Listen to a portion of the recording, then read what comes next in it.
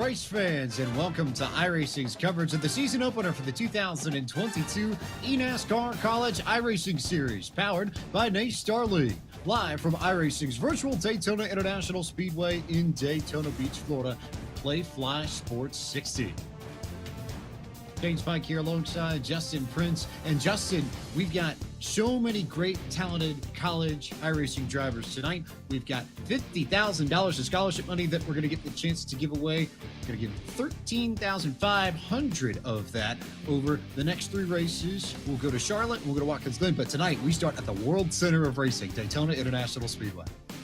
And you can only be a part of history once at this type of a stage, a chance for many of these drivers to represent their colleges and universities from across the U.S. and Canada at the big stage like this. This is a huge opportunity for many of these drivers and these students tonight to showcase what they can do in the virtual world, James. I can't wait to see how they handle Daytona. After all, you never know who could win at the World Center of Racing. Before we go racing tonight, we've got a few words from the Play Fly Sports CEO and founder, Michael Schreiber. Hey, it's Mike Schreiber. I'm the founder and CEO of Play Fly Sports. We're one of the leading sports marketing and media companies in the US. We actually drive significant value for all sports organizations within our portfolio, whether it's pro sports, college sports, high school sports, or esports, what we're here today to talk about. So we appreciate and are excited to be a partner with NASCAR and eNASCAR. Both Playfly Sports and our CSL Esports division are dedicated to focused on education, engineering, and driving new concepts through esports. So thanks for everybody for having us here. Justin, let's learn a little bit more about the World Center of Racing. Daytona International Speedway is a name known throughout the motorsports world, and for good reason. This is one of the fastest and most prestigious tracks in all the world. Especially with its 2.5 miles distance, 4.02 kilometers around this facility, opens since 1959 and brings plenty of thrilling racing across its high degrees of banking. High speeds expected here for these competitors, and you never know when trouble could strike. Keep in mind, this track approximately 500 acres worth of motorsports action from a day-to-day and a year-to-year basis. It's a very big racetrack, one of the biggest that we find on the NASCAR circuit. But for now, and for the most famous words in motorsports, we now turn to iRacing's manager of sales and marketing, Angela Tagarello, to give the command. Thanks, James. I'm super excited to kick off the series. Drivers, start your engines!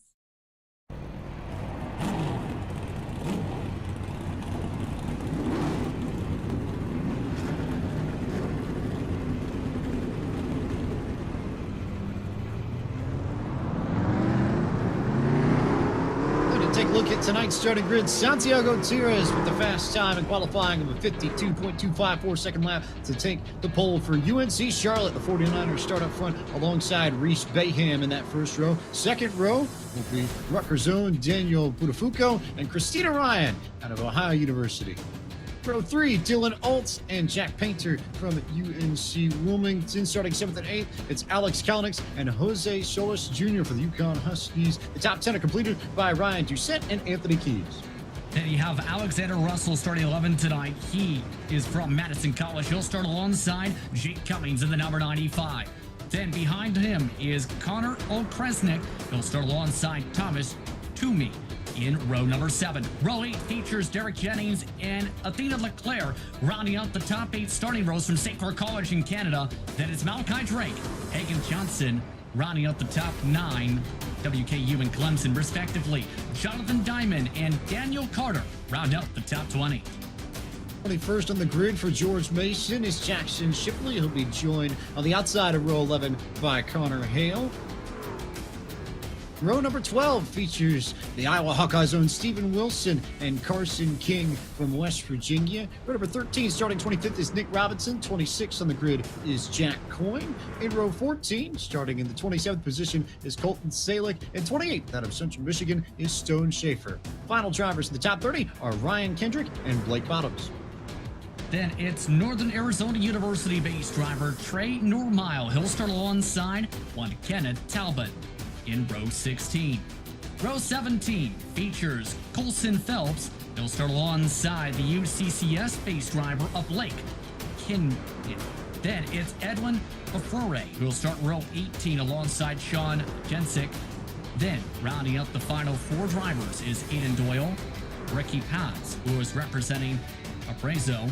Then, the final row of drivers on the field. Today's grid is all set to go, James. Entertaining to say the very least. Action-packed is expectations. Your Logic G race analysis, 60 miles per hour. The pit road speed, 60 laps, 150 miles. Pit road delta, 17 seconds. With fixed setups, keep in mind the fuel window, 34 to 37 laps, James. And for those who are unaware, a fixed setup means that each and every one of these trucks that are also seen in the NASCAR Camping World Truck Series have the exact same setup underneath their cars. So everybody essentially has the same truck to work with. The only difference is the manufacturer. But these are the best drivers out of 262 drivers in 192 unique schools that registered in the Time Attack feature, part of the iRacing UI, for this eNASCAR College iRacing Series powered by NACE Starleague. So you had almost 250, over 250 plus, and almost 200 schools take part. The top 40 qualifiers are here to duke it out, and we're going to give away a ton of scholarship money tonight. $4,500 on the line for this race alone, part of the $13,500 we'll be giving away this spring in our first 3 races in the eNASCAR College iRacing Series powered by NACE Starleague. We're glad you're with us here on iRacing as we get set to go green flag racing from the Virtual World Center of Racing. Pace car pulls off and green flag unfurls from the hands of Barney the Flagman, and we are underway with the season opener of the eNASCAR College iRacing Series powered by NACE Starleague from Daytona.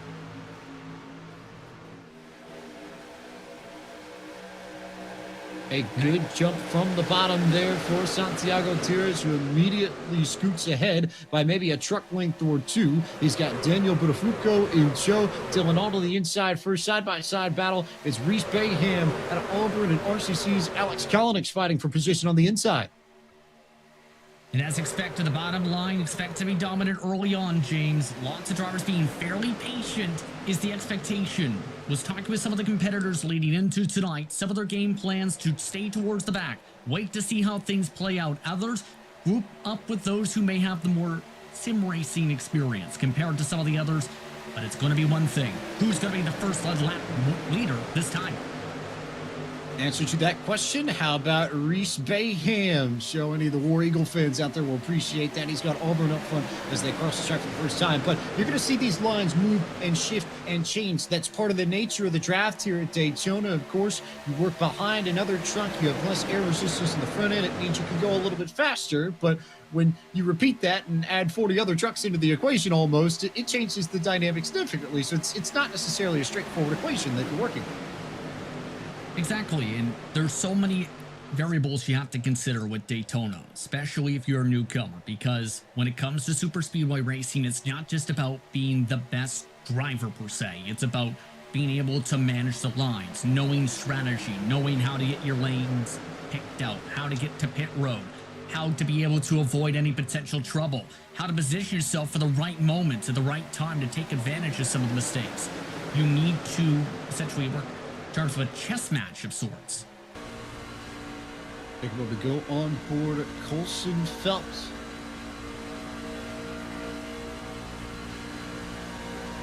Could be lots of fun to see how these drivers get to navigate from their own perspectives. This is similar to the view that Phelps will see throughout the race. You see his rig and his setup there on the bottom right portion of your screen, so you get a good sense of what he's working with. Now, this camera moves a little bit, and it shows the banking of Daytona, just how steep the corners are, especially in turns 1, 2, 3, and 4. 31 degrees of banking there, Justin. Yes, indeed, and a lot of banking in turn means a lot of high speeds. Drivers running upwards down the end of the straightaways of 190 miles per hour today. And when you're at the back of grouping such as this is, I think he just thumbs up to us a little bit there. He knows he's on camera. He knows what's at stake here for these drivers. Shuffle through the field now. This is Dylan Alt, a little bit further up the field, based out of Sacramento, California, and he's near the front. Has a good view of your leaders here, and has a good view of how the runs are going to change from the bottom and the top, depending on where they are on the racetrack. You'll see that outside line slide back a little bit in the corners, but they'll get good runs of momentum on corner exit, so you should see them pull even with the inside line down the straightaways. See that right there from Dylan Alt. See the right side with Bayham in particular. You just get that better push coming off the exit speed-wise, and it picks you up. Now on board with Ricky Paz out of Valparaiso in Indiana. He's got VR, one of the first drivers I've seen in this series working a VR headset, and that's an option if you like to race and get really immersed into it. Should be a lot of fun. It's worth noting you see each school represented with their logos on their hoods for tonight's action. You see when it comes to Ricky, looking like he's taking the thought process of, I want to stay away from potential trouble. He, Colton Salick, Aiden Doyle, trying to keep away in case packs such as this start to get a little bit more antsy. That's something we've seen in the past. Get a good look here at this full pack coming through, and again, you can see so many different schools represented on the hoods of these trucks. Just about every driver in this field has whatever school they're representing tonight on front and center of their machines. So you get a good sense of who's racing for what institution as we progress, not only throughout tonight, but throughout the opening 3 races. Exactly, and brings that school pride for each of these respective programs. You have Auburn, as mentioned, on the high side. You have UNC Charlotte trying to battle on the inside. Remember seeing some of the paint schemes, too, on social media, such as for the Ohio Bobcats that's running outside row 2. Currently have a lot of beautiful schemes and a lot of different color palettes in turn. In fact, some Canadian schools heading towards the front, like the University of Toronto Scarborough there. I'm going to let you be the expert on those. Justin Prince, our good friend north of the border, so you get a good chance to see some more of these schools. We're going to slide over to the 3 truck of Hagan Johnson, who's got our Coca-Cola on board, riding with Clemson University, the Tigers.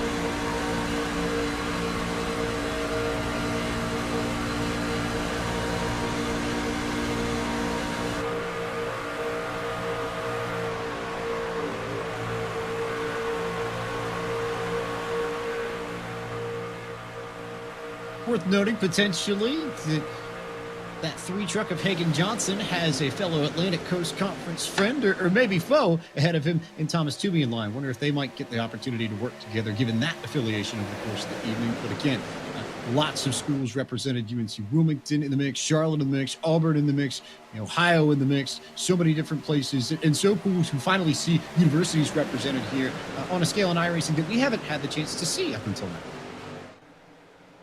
Yeah, and it just showcases the diversity when it comes to the iRacing stock car community in terms of where a lot of its drivers come from, especially with those coming up through the collegiate ranks. And many of the top talents go full-time schoolwork, do full-time schoolwork, I should say, while also racing on the sim and trying to rise up through those ranks. We mentioned drivers like Dylan Alt with his experience, for example. There's a lot of levels of talent there, James, and a lot of college programs, especially a lot of those up front, are starting to really realize the importance of this. Flying through here, we've got another on board for you. This time it's with Alexander Russell, who currently rides in the 11th position from Madison College. Another good view of the front, working his way just inside the top 10, and I would say in a decent position. The top 10, I think, is about the edge of where you want to be if you're trying to control this race from the front. Because as you mentioned earlier, Justin, there are 2 general schools of thought. You either want to be up near the front or towards the back to avoid all the madness. Exactly. And for example, you have Blake Bottoms, who's looking for the visor cam, for example, 22nd position, and was talking, for example, with the truck just in front. And Athena Leclerc, who is, for full disclosure, part of where I had a journalism diploma graduate from in 2014, St. Clair College. Amongst those drivers, the thought process was stick with drivers like Santiago Tiros, like a Reese Bayham, like a Dylan O, knowing how the experience levels are. For others, they want to try and wait to see if anything gets busy Hornets Nest-wise, as we take a look now from 13. Mentioned Thomas Toomey earlier, the Virginia Cavalier, racing in front of the Clemson Tiger, Hagan Johnson. Toomey currently scored in 12th, and another driver using the VR option, which if you really want to get immersed into your sim and into iRacing, a lot of fun to hop on VR. Also, to your right, Stephen Wilson, who's got experience at the top level of eNASCAR in the eNASCAR Coca-Cola iRacing series. I know he was pumped up, for example, too, when it comes to this competition and having a chance to be able to help earn some scholarship funding for his tuition, because every little bit counts, right, James? And goes the long way to helping pay your tuition, whether you're out of state tuition and trying to pay for room and board as well, or whether you're even going to your local college. Every bit matters. In state, out of state, in province, out of province, because you're right, we do have Canadian schools represented in this field as well. But I guess in Steven's case, it helps that his truck is usually black to begin with in the Coke series, because it means he doesn't have to change it all that much to match the black found in the University of Iowa, the Hawkeyes, where he attends school and representing them well. Top 15 at the moment for Steven. We're going to ride on board with Steven and get another on board for you, courtesy of our friends at Logitech G.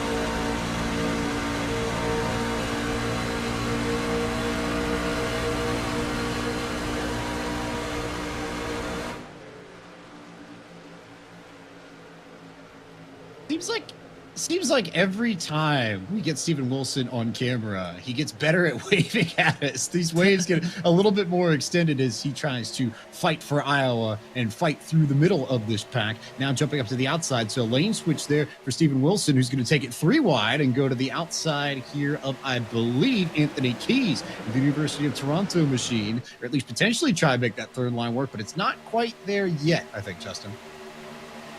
The question is, though, who's going to be willing to go up there, James? Because if he can get enough numbers, say 4 or 5, I think you can make it work. And it seems Wilson getting really antsy for the sophomore in business. He's got some help from one of the Clemson trucks, meanwhile, though that may be willing to get that to work, as well as one more truck jumping up. 3 drivers trying to work top.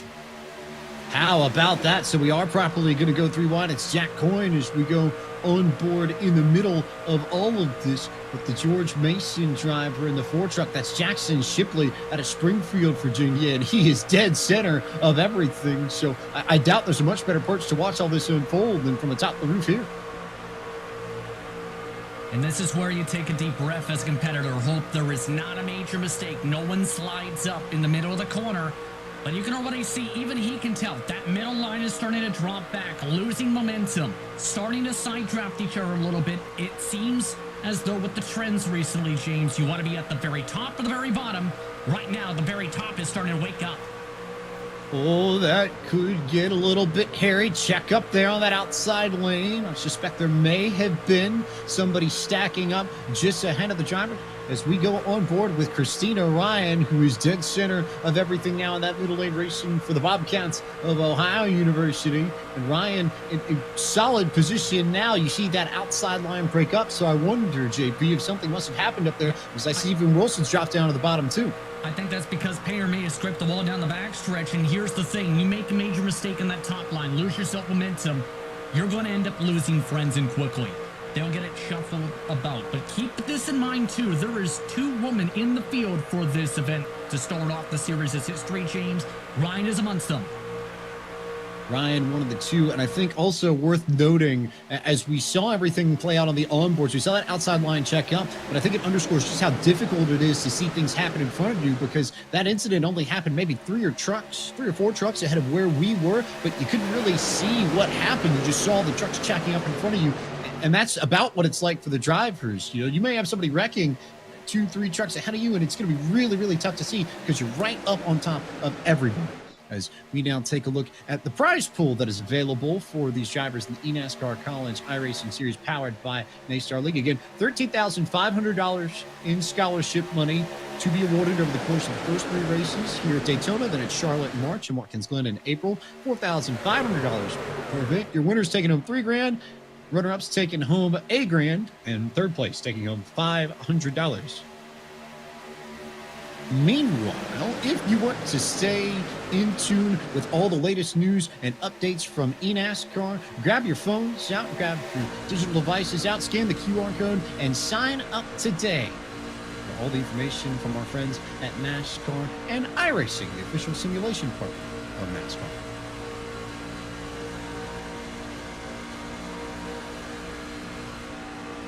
A little bit further back in the fields here, I believe we are on board with Anthony Keys of the University of Toronto in Canada, who's just behind Hagan Johnson for Clemson. And you've got tons of stuff to work through here. He's got a whole host of trucks, it seems, from, even though he's only hiding in the 15th position.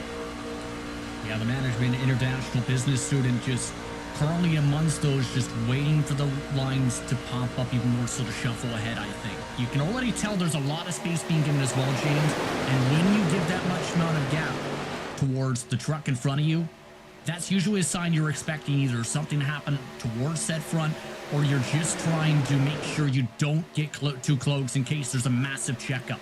Just trying to be there to react in case these drivers in front start to get really, really hectic. At this point, yes. At later points in this race, you will also see trucks back up in order to gain momentum and get a run. That's sort of how Steven Wilson was able to create that third line a little bit earlier. He backed up and then was able to suck up to the rear end of the truck ahead of him and then dart to the outside because he had more momentum, had more speed, was able to create that third lane. Someone is going to try that towards the end of this race as we try and figure out who's going to win this first race in the eNASCAR College iRacing Series powered by NACE Starleague. And it's worth noting, you see right there a bit of damage as they passed by the first lap truck of the race. Jake Cummings, who tried to move towards the bottom line, stayed towards the back, couldn't keep the draft. Wilson does have a bit of damage that'll impact him a bit, and it's worth noting, in practice before the race, James, drivers attempted bump drafting and figuring out if that would work. And that's going to be even a fine line. In a fine line in turn to be able to make work, because if you aren't picture perfect and pixel perfect in terms of your marks, in terms of where you're pushing, that could spell trouble. And that's why I think some of the drivers as well are giving that space so they don't accidentally give a bump draft and hook. About time to go on board with Reese Bayham, one of the Tigers in this field out of the Auburn University camp in the Southeastern Conference, who has been in control of that high lane alongside Santiago Tires for a good chunk of this race so far, as we work lap 21 of 60, already a third of the way through proceedings in the opening round of the eNASCAR College iRacing Series powered by NACE Starleague. I've always liked seeing Reese and how he drives because I've seen him on the sim for a few years now. Usually he is very strong on the super speedways and is relied upon by the groups and friends he's with. Takes a lot of pride with the program he's with as well, James, especially the rivalry in state, you can say, between the Crimson Tide and the Tigers. Careful, JP. Them's fighting words. Yes. Yes, it is.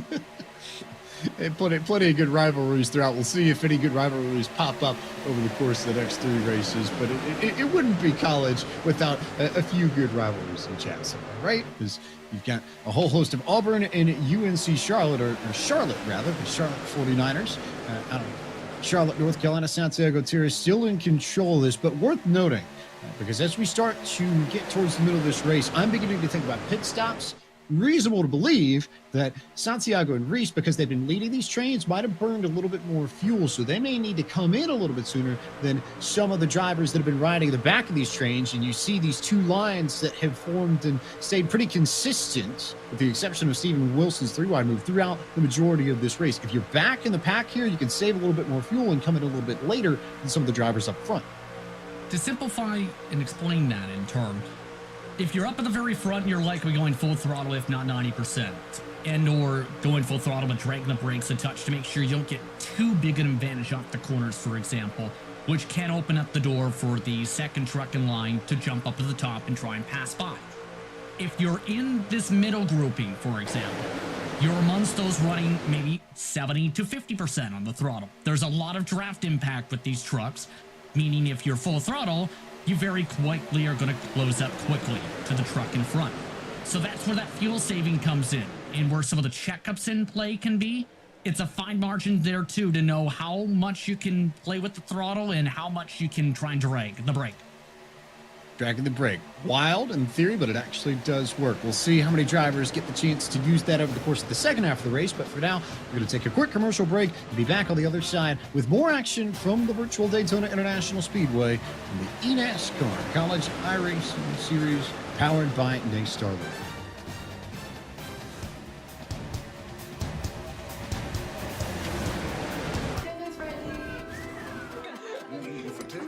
We've learned to savor the moments that were always there. And they never tasted this good. There's a reputation on the track, being built this very minute. He's made his own history! One that embraces the crazy, Oh my goodness! the fast, and the unpredictable. Everett's gonna win it at the line! That looks into the eye of the competition and screams, bring it. Loud enough so the whole world will see it coming. I am the NASCAR Xfinity Series. I am NASCAR.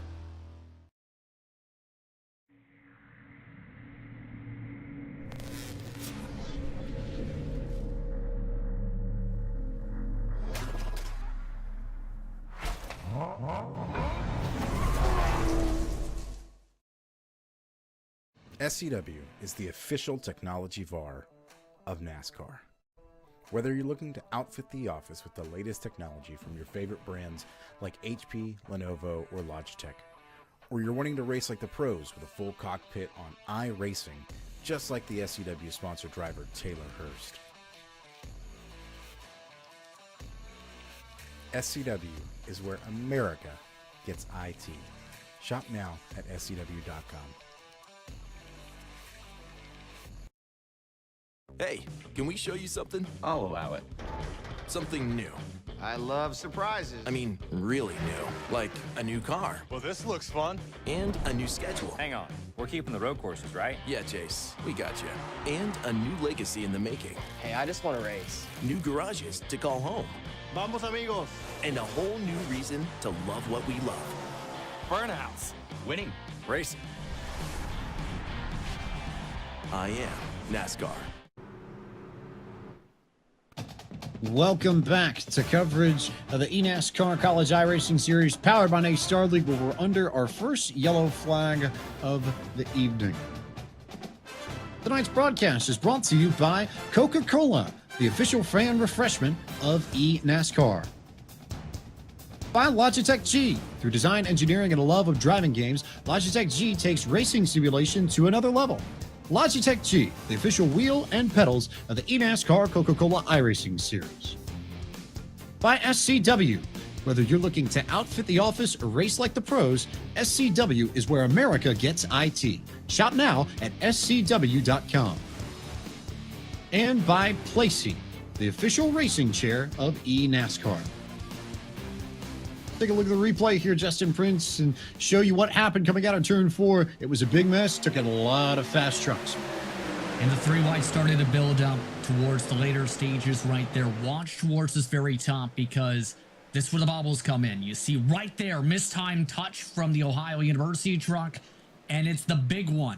Coming towards the halfway mark, at least 10, 15 trucks absolutely demolished. Just no space to go in that situation. But again, you bump in the corners, you usually pay. And as a result, a vast majority of the field is demolished. It was Christina Ryan who got into Reese Bayham, and you're right. It's very difficult to bump in the middle of the corner, and especially when you're 3 wide like that, because the noses and bumpers of these trucks aren't necessarily entirely parallel. There's a little bit of curve to the front ends of these trucks, and you get into somebody the wrong way, it can turn them around very quickly, especially when you're traveling in excess of 165, 170 miles an hour. Yep, and I want to say this too. We mentioned the connections with St. Clair College. This is Leclerc, who is racing from their 15,000 square feet esports hub today. And look at the seas parting. Just absolutely amazing to avoid 5 trucks in a row wrecking in front. That is very tight, to say the very least. Just inches from contact, James. No damage for Athena Leclerc. First instinct, if you can get the opportunity, go low and get low before the track washes away all the incident, because most of these wrecks do eventually come back down to the apron. But if you can get low enough in time, you can avoid it all like Leclerc did. He's currently scored in the 8th position and likely to gain a few spots as a result of that incident, and has a clean truck too, so that's going to be really, really important to maintain, especially as we move towards the back half of this race.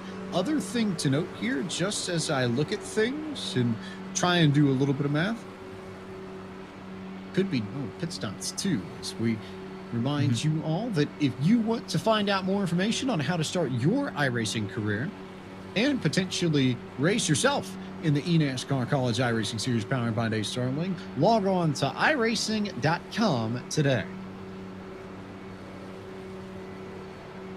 Don't forget as well, 40% off is available for new members currently on iRacing. And it's the perfect time to join the service too, James, because lots can come into direction. There's a lot of momentum on iRacing in turn, and a lot of great people, including some of these drivers you can race against. Get the opportunity to go up against some of the top talents here in this eNASCAR College iRacing Series powered by NACE Starleague. I also mentioned we may be done with pit stops. If my math is right for most of these drivers, we should be sitting on 34 laps, I think right on the nose, when we get to the checkered flag. If we go the scheduled distance, that could be lots of fun to keep track of. Yeah, it's going to be tight on fuel. Expect a little bit of saving, I think, James, to make sure of things. But if there's a caution, essentially most of the field likely can make it.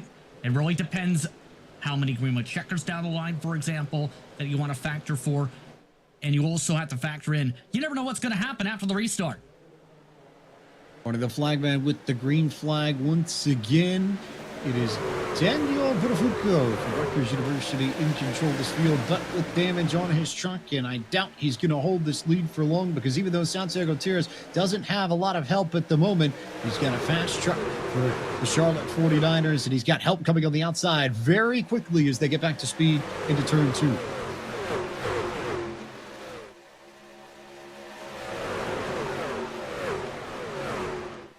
Watch this run on the outside as here comes Santiago Gutierrez. That outside line now really beginning to get organized and really beginning to push forward. And just being patient. Keep in mind, though, that he does have a bit of damage, James, that's impacting his speed on the spoiler, so that's going to hold up that top line a touch. Just a hair. Very few drivers got out of that incident a few laps ago without some form of damage. But to the point that you made earlier, for the drivers that were sitting at the back waiting for something like that to happen, what kind of dividends did they get paid off? Fears there might be trouble there. A big-time trouble in the heart of the pack. And no caution yet. We stay green for now, but some of the drivers are still trying to start each other. Keys, though, just got hooked into the heart of the pack. And now the yellow flag comes out. We'll see if we can get a sense of where the yellow finally did come, because I saw about 2 or 3 incidents throughout the corner that were taking place before the yellow actually was thrown. So I'll have to backtrack and see where the yellow was actually triggered. But a lot of confusion in the middle of the pack there, Justin. Yeah, just when you have any sort of major checkup like that in the corner, it just gets to where you need to be picture perfect in terms of your timing too. And it just seemed once everything cleared up, James, that's where everyone was still trying to sort out, okay, who do we get back on the track? Because there were 3 trucks stuck on the apron after the initial incident. Just not enough time for Keys to let him back up out of 2. And it's going to be the perfect example here. This is Russell. He's one of the trucks mentioned, James, who got pinched under the apron with that massive checkup up the road. And eventually you have to come back on the track. And the problem is, he sees the checkup right there, tries to come up. That's where Keys is.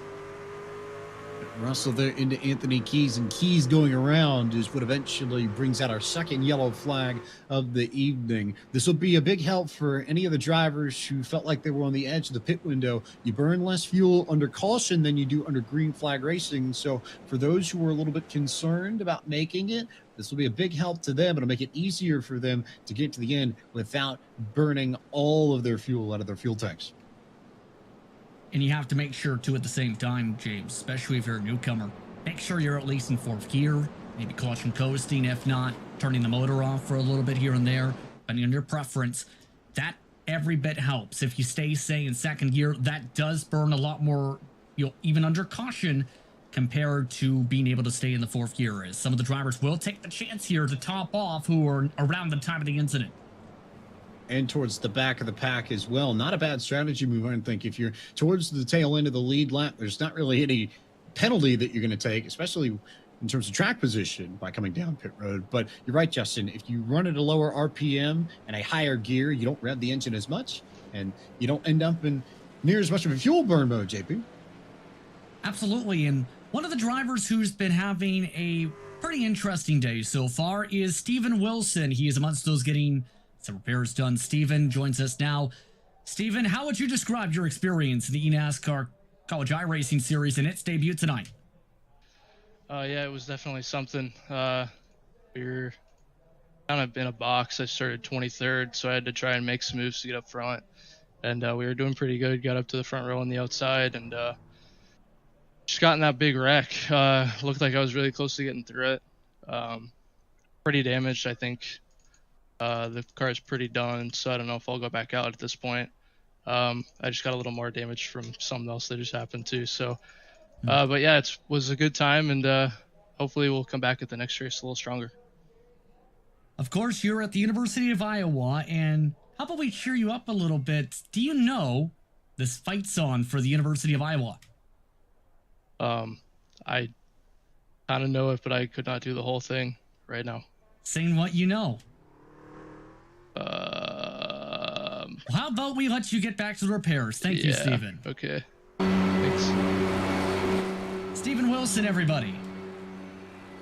We'll let the other loyal Iowans handle this again there as we carry on and get set to rock and roll here. Gonna have a few more drivers to talk to under the course of the yellow, Justin. Yes, indeed. Dylan Alt, for example, amongst those who does have high-level experience at California State University, Sacramento. Dylan, you're amongst those who has been towards the front most of the race. How are you feeling? I'm feeling great. Honestly, I don't think my damage is hurting me too much. I feel like I can get to the front, or during this, when we actually go green, I'm going to try my hardest to get to the front and try to get back to my teammates, Daniel and Santiago. Yeah, I feel great right now. And of course, representing your school here today, how does it feel to be able to have this opportunity to be able to represent your college program, especially as a freshman in mechanical engineering? It's awesome. I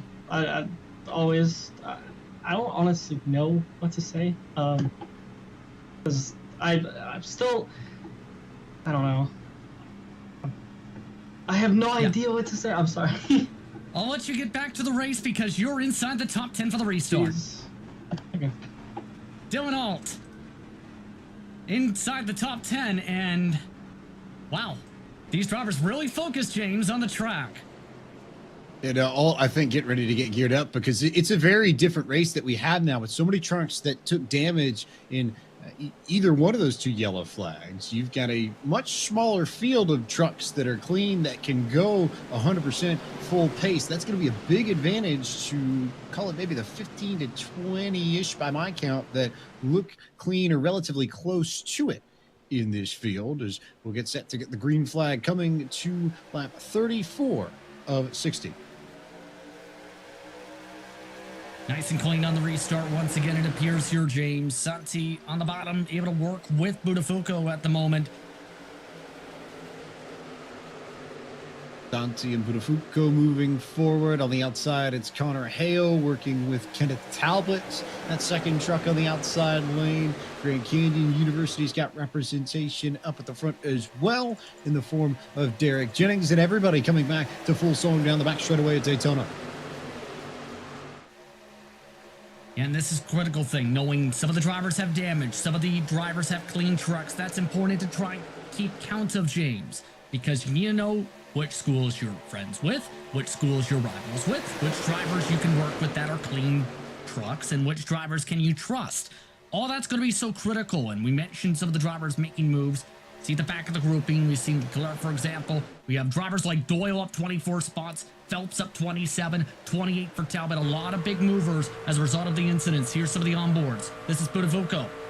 This is indeed Daniel Buttafuoco out of Rutgers University, the Scarlet Knights out of Piscataway, New Jersey, as he controls this inside line and makes things happen at Daytona.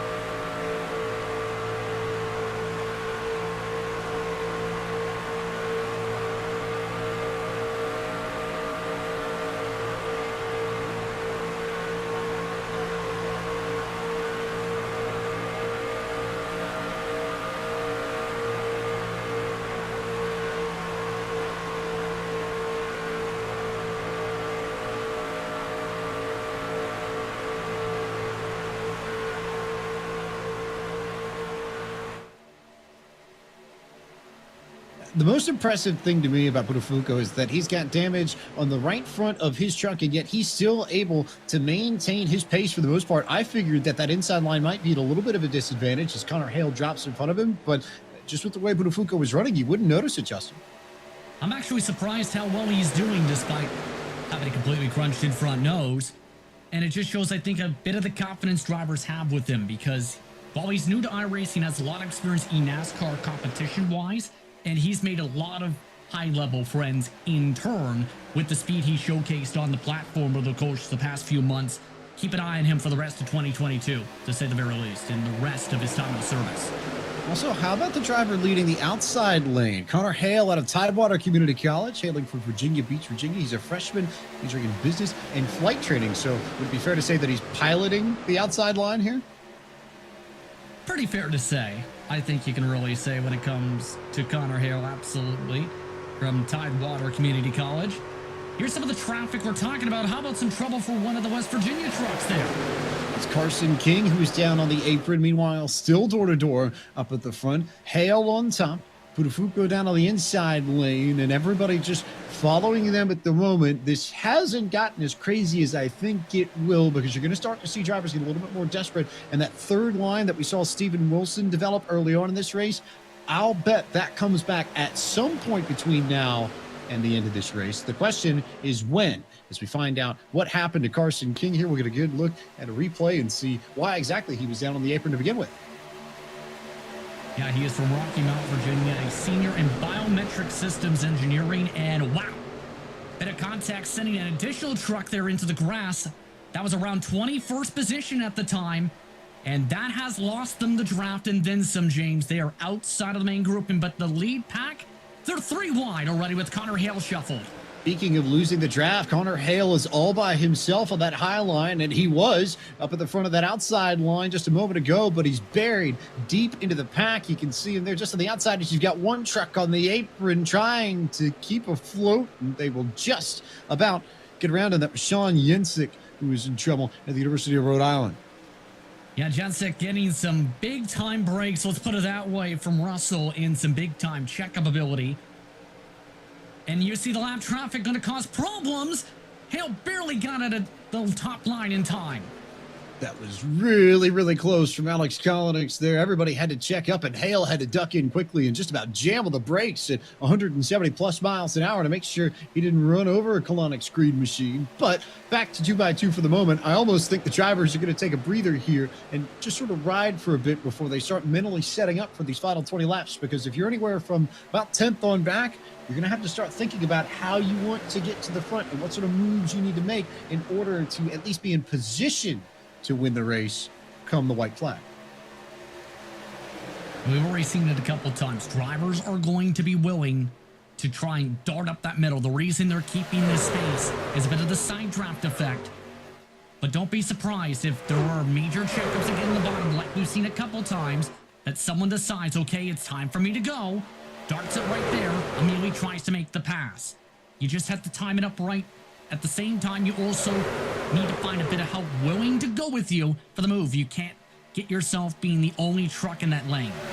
And that's the tricky thing about restrictor plate racing here at Daytona and at Talladega Superspeedway as well. You can't really ever win a race alone because you need the draft. You need the aerodynamic advantage of having other cars with you as we go on board with Daniel Carter to get to the front, to give yourself a chance to win these races. And yet at the same time, there's a small luck aspect that comes into it as well. There's certainly skill that you need, but it's not exclusively one or the other. They have to work in tandem in order for you to end up in victory lane here. Indeed, and see some of this traffic really started to become a factor, just staying up at the top line on the speed, but look at that. Someone just got shuffled out with that change in the line. Colson Phelps from Iowa State University, the Cyclone way up top there, and it's now Dylan Alt who's taking control of that outside lane from California State University, Sacramento State, as it's more commonly known.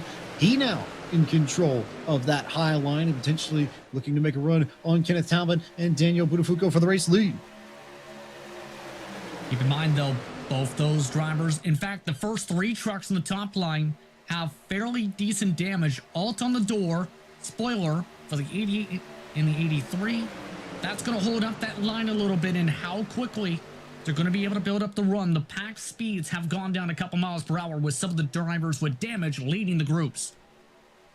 I don't see any damage, though, on Talbot's truck out of the University of Alabama at Huntsville. So I have a feeling he may be one of the best trucks suited to lead this group, because you look back, especially in that outside lane, there's spoiler damage on the first, 1, 2, 3 trucks, I think, behind Dylan Alt, just looking at it. Yeah, I think Alt, out of the drivers up at the top four in particular, I think he's got the least worries. But at the same time, he's got a good reputation on the sim, James, and that's going to really be beneficial.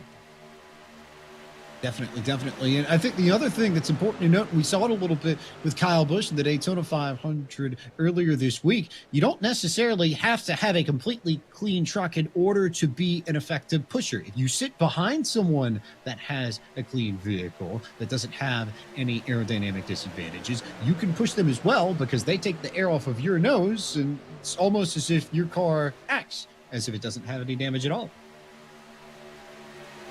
Exactly.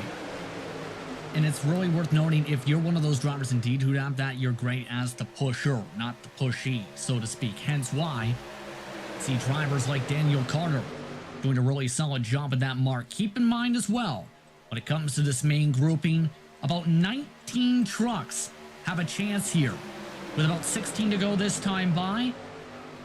And anything can happen, to say the very least, because some of these drivers, as far back as Normile, for example, with his damage holding on to the draft, could be able to charge ahead depending on how they shuffle.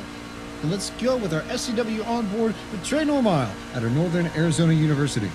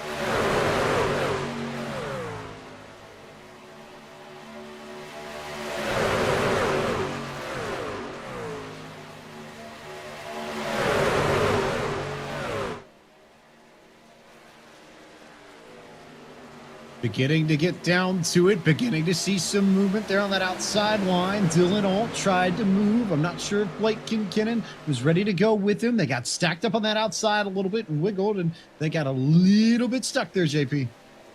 And keep in mind, $3,000 in scholarship dollars going to the winner here, $1,000 to second, third place, $500. And that goes a long way to helping pay for college tuition and various other expenses. That's going to be critical, and that's going to be a lot of drivers' minds here, James, knowing you could cover potentially a whole semester depending on which program you're with based on how you do.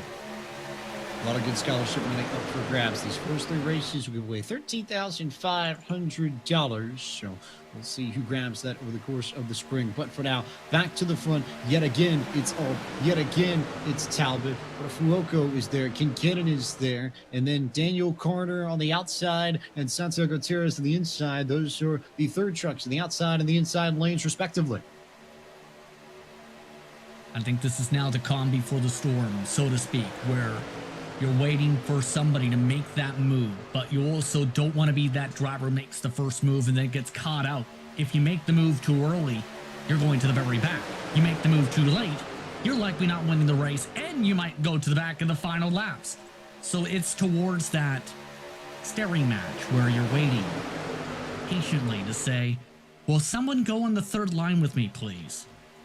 And I look very specifically at Connor Hale, who I believe the pink and white car, I think is the fourth truck and the outside line. Remember, he was the one who got shuffled into that third line and got sent all the way to the back of the pack earlier in this race. If there's anybody who's got experience with how that can work against you, and anyone who might be able to turn that into an asset in the closing stages of this race, have to believe that we're going to take a good long look at the driver racing for Tidewater Community College of Virginia. Long-time sim racer as well, and someone just trying to play patient after picking up some of the damage earlier. And I wouldn't be surprised absolutely with how he's been able to fix that truck, how he's been able to keep himself at the front in turn, that he might be one of those darting out and darting on out in turn. Keep in mind as well, look at the runs that are built up down the backstretch in particular. You time it up right where you get to a preferred group off the turn, you might be able to clear by for the race lead if you have enough help. You saw Kinkinnon from the University of Colorado Springs get into the back of Dylan Alt coming out of turn 3. You saw how they had to give up the run because they couldn't get locked up in the middle of the corner. You see now as they come through these chutes back into the corners how they gain momentum on the outside because on the straight, as we come back through the corners, it's the inside line that gets the momentum and pulls forward by just a little bit. And back and forth and back and forth and back and forth they go. But that's the nature of racing at plate tracks. A little bit darty there because of a bump draft coming off the corner. Carter hit the back end of Kinkinnon, and that really sent him squirrely. If your driver's like Santiago Gutierrez, you're keeping a close eye on that top line after seeing that. On board now with Santiago Gutierrez, the Charlotte 49er, originally from El Paso, Texas. Second truck on the inside. He's been up at the front for just about the entirety of this race. If you look at drivers that have experience in this field, very few can match up with what Santi's got coming into tonight. You can see just waiting for that opportunity. But keep in mind, Santi, with 10 laps to go, coming around here, with a lot of experience, one of those who is one of the seniors for his college program, looking to try and build connections to motorsports. And his program, keep in mind, and his school is known for that, for being, of course, in Charlotte. And that's going to be critical for Santi to do well in this type of action. And he's built up a lot of connections in turn. I spoke with him in the real world and sim world because in part of that school. Think of a lot of mechanics and a lot of engineers that are coming out of Charlotte's program. But a reminder that if you want all the latest news and updates from eNASCAR, take your phones out, take your digital devices out, and scan that QR code, and you can sign up today, courtesy of our friends at eNASCAR and iRacing, the official simulation partner of NASCAR. inside of 10 laps to go and still about 20 trucks or so at the front of this field in the season opener for the eNASCAR College iRacing Series powered by NACE Starleague. You're starting to see that outside line get antsy, and there they go. Can get into the high line to make it 3 wide at the front of the field as they go through 3 and 4. Don't know if they have the numbers, though. Just 2 trucks up there, and everybody's trying to ditch them for that move. Kincannon does not have any friends outside of Connor here willing to try and make that work. That's exactly what Alt was waiting for. I don't think Alt minds that. If anything, I get the sense that Alt was thinking that Kincannon might have been trying to push him a little bit too much. We saw the rear end of the 40 truck get a little bit squirrely, and there's another bump now as they continue to try and shove Alt to the front. I'm sure he loves the help, but again, it's really, really tough to do that on the corners as we go on board here with the University of Rhode Island driver. This is Sean Jensick. Jensick, the junior for mechanical engineering, having to be careful here as the back end of the middle row having some help, and he just lost his escape route because the 66 of Toomey also just closed up the gap. So if you're Sean, maybe try and dart to the outside. Keep your eyes close and open, though, because anything can happen with how close they're trying to bump.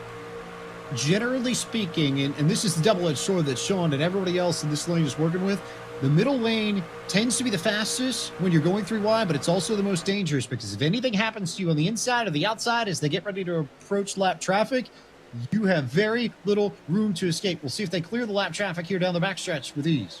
Oh, this is trouble. 4 wide with the lap traffic, and now some drivers trying to use the run. There they go. Trouble on the back straightaway as they spin and crash down into the grass and into the infield at Daytona. We'll get our 3rd yellow flag of the evening, and it was all the lap traffic that had everybody bunched up there. Justin Prince, that triggered it, and everybody tried to take advantage of the chaos and move into spaces where there just wasn't enough room for more than 1 truck to fit. And I seen that coming the second I seen the 3 trucks line up on the bottom side, because obviously the job is for the race leaders to make the pass and make it cleanly. But it's so difficult to do when you're already 3 wide in the first place, and if you're lap trucks, where do you go? It's basically to pick the 2 of the lesser evils, and unfortunately McKibben rubs the wall. Some drivers go bumping 3 wide, and in turn, as some of the drivers still try to shuffle, it almost turned to 4 wide, it seemed, and then the troubles ensued. It doesn't matter. You get 3 wide, you get 4 wide on the back straightaway here at Daytona. Chances are someone's not going to react to you the right way. You're going to expect someone to go left, and they're going to go right, or right, and they'll go left, vice versa. And you just end up sort of crossing lanes, and that's where the contact happens. And then given how tightly bunched everybody is in these situations, that's when these wrecks go from 2 trucks to 3 trucks to 5 trucks to 10 trucks, just like that. And keep in mind, Talbot is the race leader with all this. He may have been the luckiest out of anybody there because he did not get any damage from that. In fact, I think he just avoided getting turned here. This is right alongside him. Alt wiggles down, contact right above with Kincannon, and there they go. Just a truck lights right behind him. It was Kincannon and Hale that got together. They were the ones who had jumped to the outside to try and make that lane work. And I almost wonder if they tried a little bit too hard to make it work. They got into each other, bounced back into the rest of the field. And that's what sent just about maybe 10 or 15 trucks spinning down to the inside and shaking up the front end of this field significantly with a handful of laps to go. There are a few trucks that are down on pit road, but at this point, you'd like to try and be able to stay out if you can just to maintain the track position. You start anywhere within the top 10, I think you've got a decent shot at least putting yourself in contention to win this race. Absolutely agree with you. And at this point, fuel mileage or not, concern-wise, you're staying out on the track. You're hoping that you make it through any number of GWCs. You make it to the finish, no problem. The cautions are going to absolutely benefit that in turn. There are a couple drivers who topped off, mind you, like Daniel Carter, who have 5 laps more fuel and took a minute of damage repair, who is second. As we take a look at a second look, what happened here? Another shot here of the incident. This, I believe, is on board Jack Coyne, who is right behind Hale and Kincannon. You see the contact down the middle of the back straightaway right there. There's Kincannon getting turned. There's Hale turned. And again, another, well, almost parting the seas case. It was almost clear for Coyne, and then everybody behind him couldn't get checked up in time, and he got turned. I believe that was Nick Robinson's purple and yellow truck that got into the back end right there. And it's that kind of case where you just need to be able to check up in time to be able to avoid the trouble. And you have to also hope everyone is able to check up in time. And that's always a tough balance and turn. But again, we go back to, if you remember the incident where we saw the stack up that got one of our trucks early on, I forget, I believe it may have been Jake Cummings who got turned around. Yes. Coming into turn 3 at the beginning. You saw how difficult it was to see that from the onboard. And see how difficult it could be to see a wreck like that happen too, as we get the chance to chat with the Rutgers Scarlet Knight, Dan Buttafuoco. Yes, indeed. And Dan, hello and welcome back to eNASCAR competition. You've been a front runner all day. How are you feeling coming to 3 to go? I'm in a pretty solid position in 3rd place. I would say we're a good spot to play offensive. Just need a spot to open up top to try to make something happen. But I want to say a big thank you to everybody over at Rutgers. My mom for designing the car, a former Rutgers alumni, all my friends out there in the chat, and yeah, it's really cool. We have some damage on the right side, which was hurting us in the low lane, so we weren't able to really have that power. But I think I don't know if it'll matter too much these last few laps, but I'm just gonna do what I can. Good luck on the restart, Dan. Thanks, bro. Daniel Buttafuoco amongst the top 5 still. He's led 9 of the laps so far, James. But not just a Scarlet Knight, but a second-generation Scarlet Knight, if you include his mother. There's an interesting tidbit. So for any fans of the State University of New Jersey, you've got a driver to cheer for, I think, pretty easily, and one that is in a very good position coming to the restart here. He'll fire off 3rd in this second truck on that inside lane, just behind Kenneth Talbot at the University of Alabama at Huntsville. On that outside line, you've got Daniel Carter, who's been really, really solid all race and should, I think, be able to put in a good run for City Polytechnic Institute. Yeah, that bottom line, I think, is in a better truck condition, to say the least, in terms of the damage. But it's going to also be critical to keep an eye on those towards the back end of the top 10 who may have minimal damage or clean trucks. They may go for the charges. Green flag back in the air, coming to 3 laps to go. You can already see some of these drivers trying to get to the high line to make something happen, but that only is going to open up room on the inside as they're going to wreck in the chute in between turns 1 and 2. And before we even get back to the corner, we'll go back under the yellow flag once again. And I think basically, long story short, Phelps with his significant damage tried to get out of the way at first, and someone just seemed to get trapped there, James. Just not great timing as Toomey ends up getting hooked into the chute. I think you're probably right about that. That to me looked like trucks that were just trying to get out of the way and not necessarily be a hindrance to some of the cleaner trucks that might have been behind them. But even then, that can get tricky, especially coming through the tri-oval, which even though this track maintains its width for a good portion of the lap, it always seems like the tri-oval and the area around it races just a little bit tighter. Now we'll take a look. This is exactly what I'm talking about. You already see 4 wide is not a great sign at this point, and you can see the truck in the middle left part of the circuit squeezed there too, James, which didn't help the issue, but just not great timing. It was Toomey, I believe, into Colson Phelps from Iowa State. Trouble there. Meanwhile, we do have a green-white checkered finish on our hands. We have 3 attempts to finish this race under a green flag. For those who are unfamiliar to the rule set, this is how this works. We'll take the green flag on the restart once we get everybody lined up. If we get the yellow flag before we come back to the start-finish line and get the white flag, which means we have 1 lap to go, then we'll throw the caution, we'll reset everybody, we'll reset the lap count to go back to 2 laps to go, and we'll try it again. We'll try that up to 3 times if we need to. If we get the white flag before we get any other flag after the restart, we will race around until the next flag ends the race, whether or not that's the yellow flag on the last lap or if they let them go all the way around to the checkered flag. So if we get the white flag, we're within a lap of being done at max. If we get a yellow before we get the white, we'll get another restart in, or 2 perhaps, to try and finish this race under green flag conditions.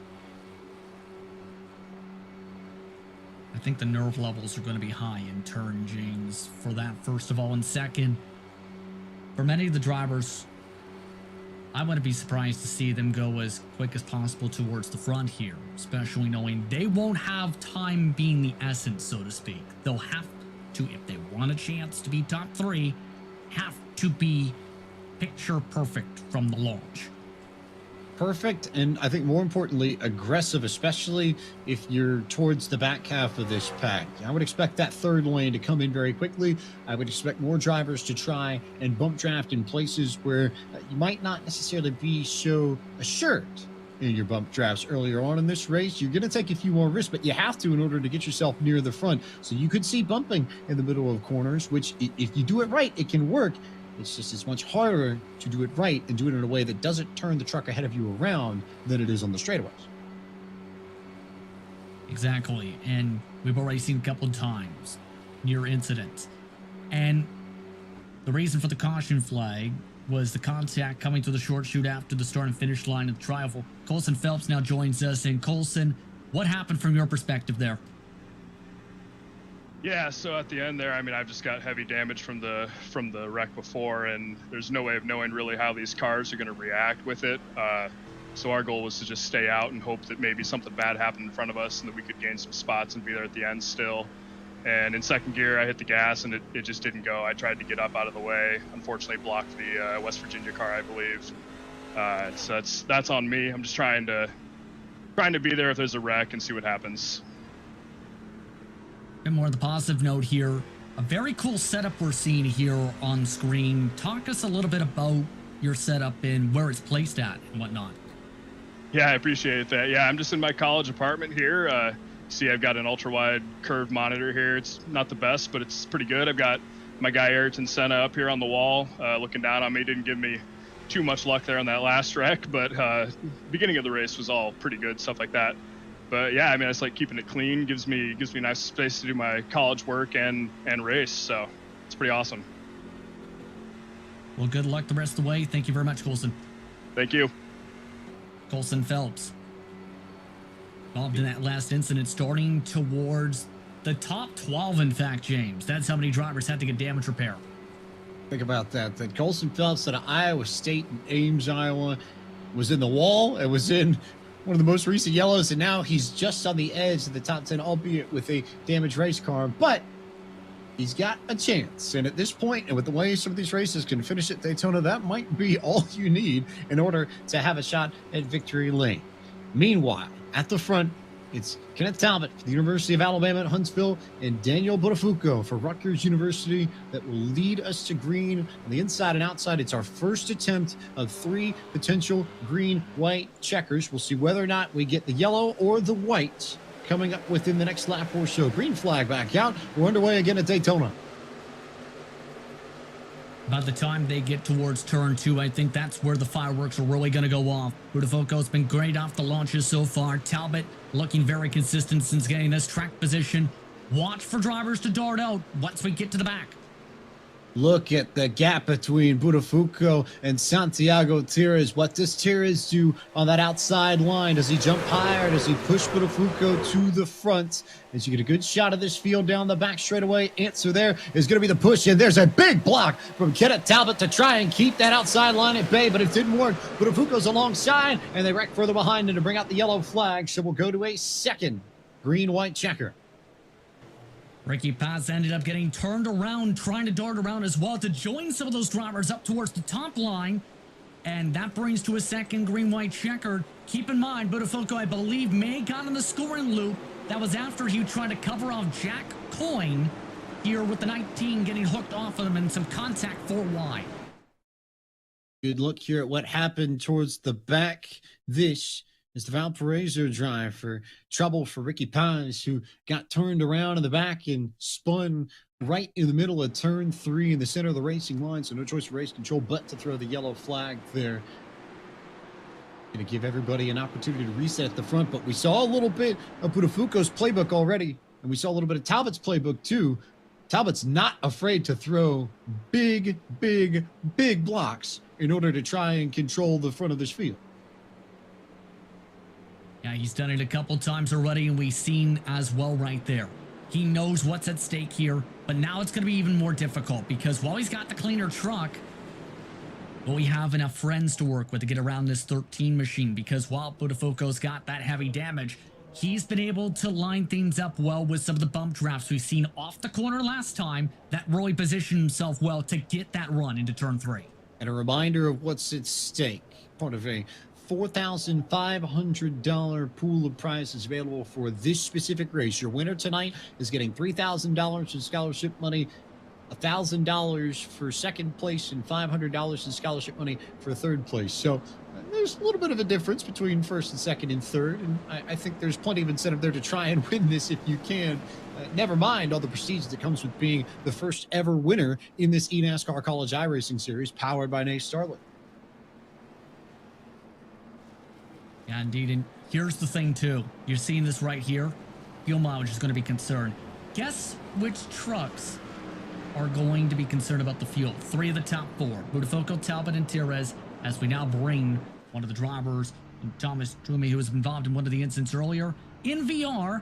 But here's the interesting thing. On that laptop that's to his left, first of all, how? Second, how are you doing? I'm doing really well. It was a little unfortunate. We got caught up there in an incident on the restart. Can't really pass low without getting the black flag, so was forced to go high. Thankfully, didn't get too much damage, and the laptop works. It's one of the newer Lenovo Legions, has a 3080 and an i9 in it, and can run it with VR no problem. Can fit it in my backpack and take it to class at the end of the day. So you actually do use that for class then? Every now and then, yes. It's quite a powerful laptop to be doing any serious school work with or anything, but whenever I need to do some CAD renderings or anything, it's really nice to have. So let's talk about that a little bit. You're a senior at Systems Engineering from San Diego at the University of Virginia. How are you feeling about this opportunity tonight to showcase your sim racing skills at the high level? I'm really excited to support Virginia Motorsports and California as well. It's a really great thing that we're able to do this and get so much attention into sim racing, and I hope this really grows and takes off. Once you get back to work here, coming to 1 to go, good luck. Thanks, guys. That was Toomey coming on right now in 13th position to the restart. As, interestingly enough, I noticed the wheel was over his head, actually, James. Sometimes oversized wheels are the preference of drivers. You can, at the high levels, change out the size of your rims, and some drivers like to work with maybe a 15 or 16-inch rim. But the laptop there really got me. I actually started my iRacing career on a laptop, so it brings me back to some of my old glory days way back in the beginning. As we get a good look here at Daniel Budafoco, we noted pit strategy just a little bit there. Listen in. You see that gauge? He's close on fuel. If we go to the third green light checker, James, he might not be able to make it. We haven't had the chance to touch on it too much, but let's dig into it now, because some of these drivers, as I look through the top 10, everybody here has at least run 34 laps. Some drivers have run as much as 39 laps. Your window was 34 to 37 laps under normal green flag conditions. So the yellows have helped to a point, but we may see some drivers sputter out, and that could cause some chaos if they run out of fuel in front of this field. Keep in mind, Talbot and Tires are also in the same situation. The 99 is also. Everybody else, I think, might be able to make it. Keep in mind, ninth on back, involved in some of the racing cautions. They have a lot more fuel. You look at the last lap. Some of these drivers haven't pit since before halfway. Could be wild. We are coming to lap 66 of our originally scheduled 60, and I believe it is Derek Jennings and Connor O'Kresick who are the first that are good to go to the end on fuel, so that might be worth noting too. Second green white checker here, though. Back to green flag racing, but Budafoco and Talbot in control of this field once again. Nice and clean on the restart, keeping an eye on that top line of the developments, and some drivers are already going there, James. Waiting to see what that outside line will do. We saw how quick Talbot was to make the block down the back straightaway on the last restart. This time, I think he's going to keep that gap a little bit tighter so they can't get the run, but it allows Budafoco and Daniel Carter to get a good run on that inside line and stretch out the lead by a truck length, or maybe call it a half. Keeping an eye on Santiago Tires in particular, if he's going to dart out for 3 wide. Just didn't get the momentum for that top line coming through towards turn 3. Budafoco clear. Carter clear. Talbot there on the high line, coming to the white flag. 1 lap to go in the season opener for the eNASCAR College iRacing Series powered by NACE Starleague. And everybody's starting to hold off Jensic coming to the line. Answer is yes, he can. Colton Salek out of Embry-Riddle Aeronautical University takes home the first checkered flag in the eNASCAR College iRacing Series powered by NACE Starleague. He took advantage of all the calamity and chaos at the end and made it pay off. Unreal. Unreal, to say the least. 26 spots gained throughout the night, but for Colton Salek, chose the right lines at the right time. He was able to find some help on that top groove to be able to charge ahead. Keep in mind, he started bottom line, row 4 for the restart. And coming to the white flag, he was, I believe, scored 5th and managed to leapfrog the leaders on that last lap, courtesy of that trouble with Talbot and company, as he's going to come around to the front straightaway, and I suspect probably give us a few big-time donuts in celebration as the first winner in the eNASCAR College iRacing Series powered by NACE Starleague.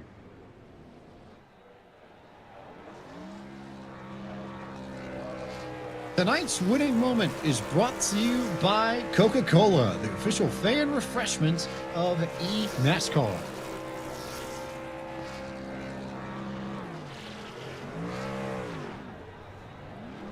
Just an incredible finish, to say the least, James. An incredible run for this type of a driver to make history.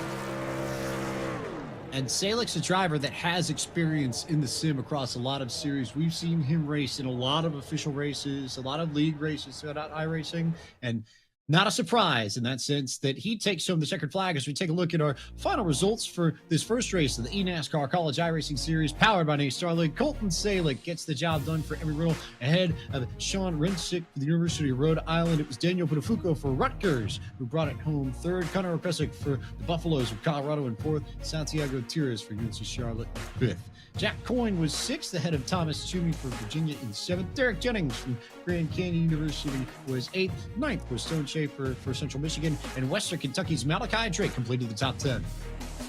Then it's Anthony Keys, who recovered after getting spun at one point, to 11th. Carson Kane after his incident in turn 3 to 12th. And Edwin Grenier finished in 13th.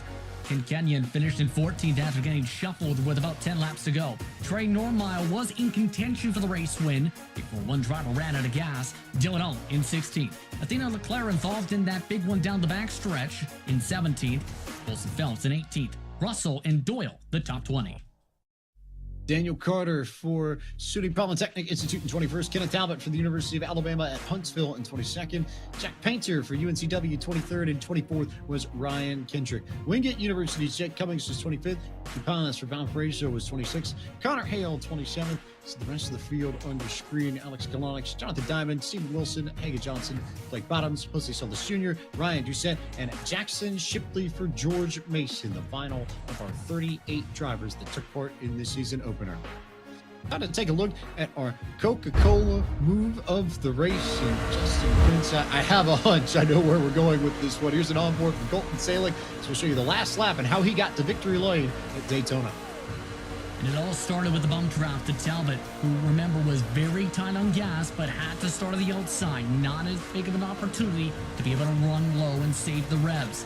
And then he had to keep his eyes open, because that's when Talbot, right about here, started to struggle with the gas. Couldn't lift off because of the final lap, but then built up the momentum, picking up a bit of draft and a bit of carnage below to be able to get enough of a run to get a chance on Buttafuoco. And the contact there with Normile and the other truck definitely helped too. There was a run on the inside, but once they fell off, you saw Buttafuoco fall off on speed, and that allowed Jensic to come behind Salek and give him the run. And then as they came to turn 4, they started wrecking behind him, and it was just a question of whether or not Jensic was going to be able to get the run on Salek to make the pass, and he didn't have enough help. Made it very easy for Colton Salek to bring home the checkered flag for Embry-Riddle Aeronautical University, our first ever winner in the eNASCAR College iRacing Series powered by NACE Starleague.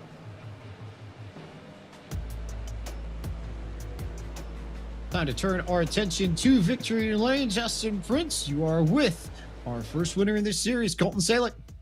Hey, Colton, You've made history tonight. First winner in series history, 1 lap led. How does it feel to be a part of history, Colton?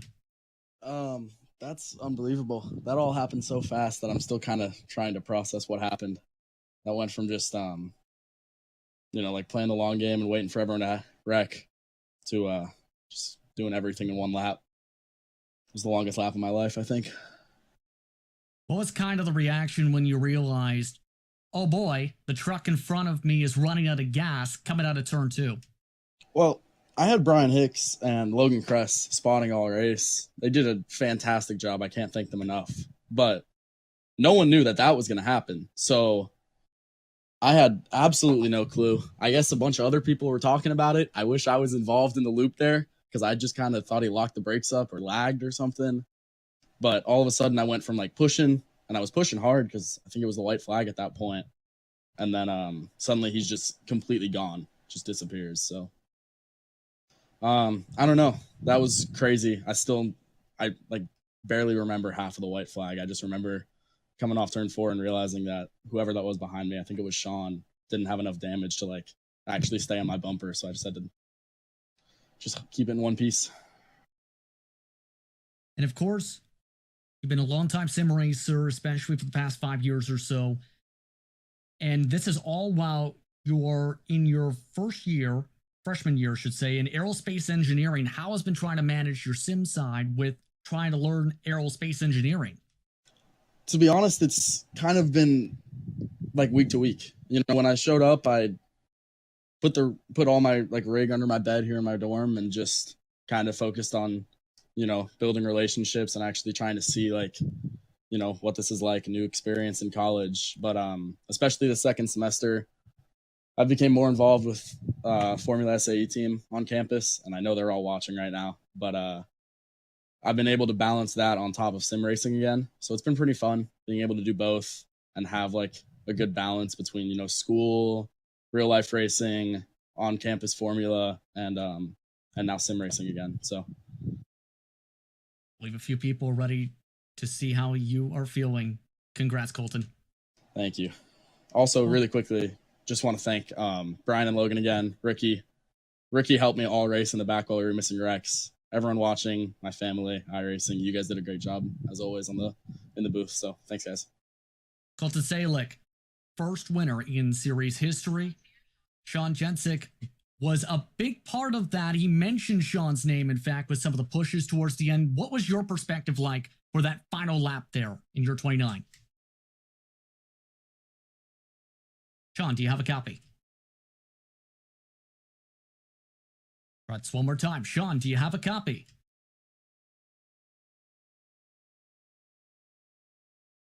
You can tell the excitement with the silence there, but for Daniel Buttafuoco, it's potentially heartbreak because Daniel led 14 laps tonight.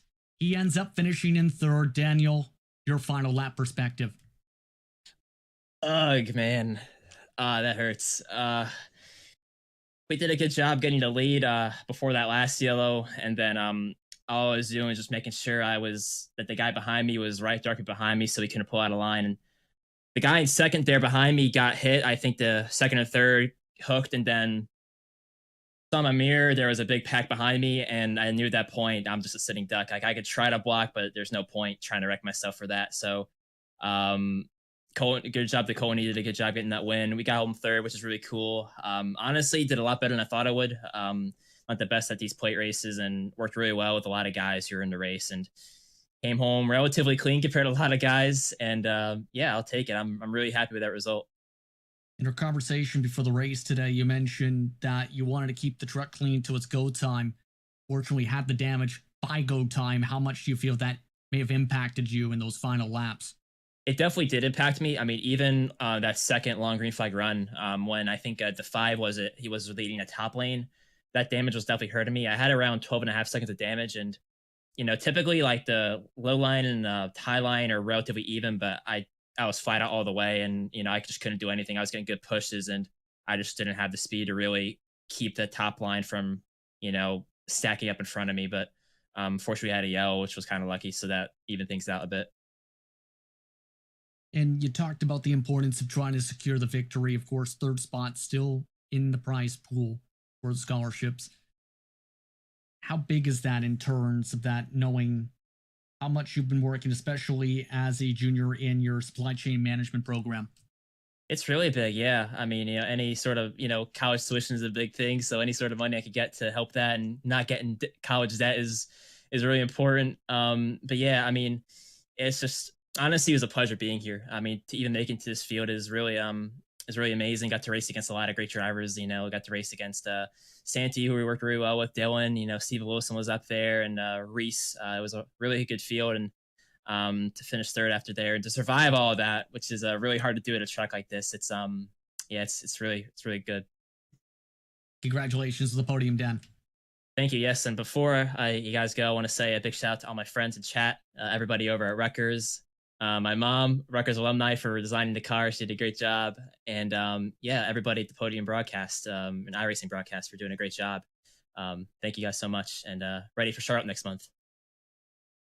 Once again, that's Daniel Buttafuoco rounding out the podium for today's run, and a very stellar run, James. But the next track is going to be even more challenging, Charlotte. Mile and a half, bread and butter of the NASCAR world. Our race day is March 24th at 8 p.m. Eastern. You can tune into eNASCAR.com/live to catch the broadcast. The time attack, however, is open March 7th through the 21st. So if you didn't get the chance to be part of tonight's race, but you're eligible, you get into eNASCAR.com/college, read up all about the series, potentially check your eligibility, and you too may be joining us in this next race. For everyone at iRacing, eNASCAR, and NACE Starleague, and for all the folks who helped make tonight's show possible, Drew Adamson, Sean Ambrose, Alex Horn, Tyler Hudson, Zach Johnson, Jay Kennedy, Tyler Maxson, Blake McCandless, Joe McManus, Cisco Scaramuza, Travis Sullenberger, Corey Revenge, and my colleague in the booth, Justin Prince. I am James Punt. Thank you so much for watching the opening race of the eNASCAR College iRacing Series powered by NACE Starleague. We look forward to seeing you next month at Charlotte Motor Speedway.